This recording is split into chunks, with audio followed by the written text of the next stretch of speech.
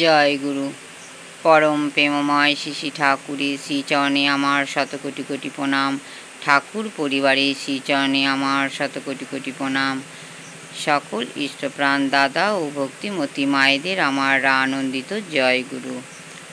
আজ এই পবিত্র শ্রাবণ মাসের ত্রয়োদশ দিনে আমি বলবো শ্রী শ্রী বড়মা অসাধারণ ব্যক্তিত্বের অধিকারিণী ছিলেন। তিনি ছিলেন স্বল্পভাষী। একবার পূজ্যপাদ বরদার শরীর খারাপ হওয়ায় শ্রী শ্রী বড়মা তাকে দেখে ফিরছিলেন। শ্রী শ্রী ঠাকুর জিজ্ঞাসা করলেন, কেমন দেখলে? প্রত্যুত্তরে তিনি বললেন, ভালো। শ্রী শ্রী ঠাকুর আবারও জিজ্ঞাসা করলেন, জ্বর কেমন? উত্তরে বড়মাও জানিয়েছিলেন, কম। ফের জানতে চাইলেন ঠাকুর, গায়ের ব্যথা? এবারও বড়মা ওর উত্তর দিয়েছিলেন, কম। উপস্থিত ভক্তদের শ্রী শ্রী ঠাকুর তখন বললেন, বড় বউ প্রয়োজনের বেশি একটি কথাও বলে না। একটি ভালো এবং দুটি কম শব্দ ব্যবহার করে সব উত্তর সারল। শ্রী শ্রী ঠাকুর জনৈকা আশ্রমিক মাকে ঠাকুর পার্লারে বসে একদিন বলল,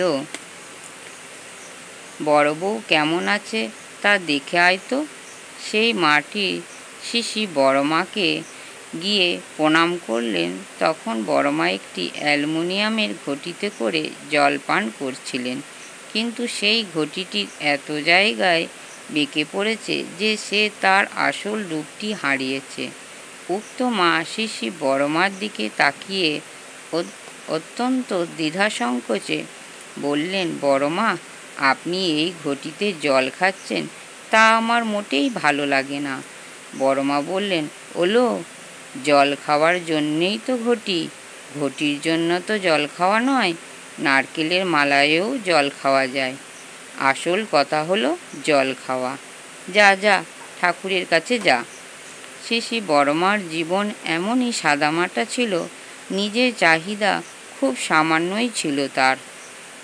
শ্রী শ্রী ঠাকুরের তৃপ্তিতেই তার তৃপ্তি, এছাড়া বাড়তি কোনো আশা আকাঙ্ক্ষা তাকে উদ্ভ্রান্ত করতে পারত না।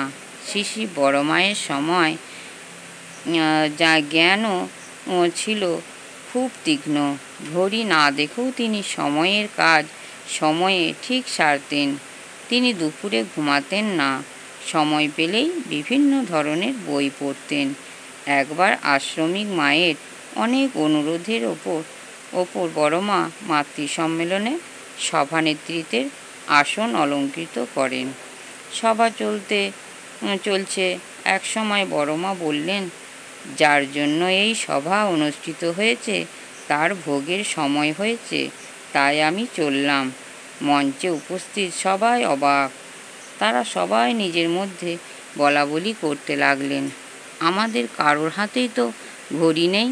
বড়মা জানলেন কি করে যে এখন ঠাকুরের ভোগের সময় হয়েছে? মনে হয় ঘড়িই বড়মাকে দেখে, বড়মার ঘড়ি দেখার প্রয়োজন পড়ে না। ভিডিওটি ভালো লাগলে একটি সাবস্ক্রাইব করে, লাইক, কমেন্ট ও শেয়ার করে আমাকে নিত্য নতুন ভিডিও করতে উৎসাহিত করবেন। পরম পিতার আতুল চরণে আমার প্রার্থনা, সবাই ভালো থাকবেন, সুস্থ থাকবেন ও আনন্দে থাকবেন। জয় গুরু। বন্দে পুরুষোত্তমম, বন্দে পুরুষোত্তমম, বন্দে পুরুষোত্তমম।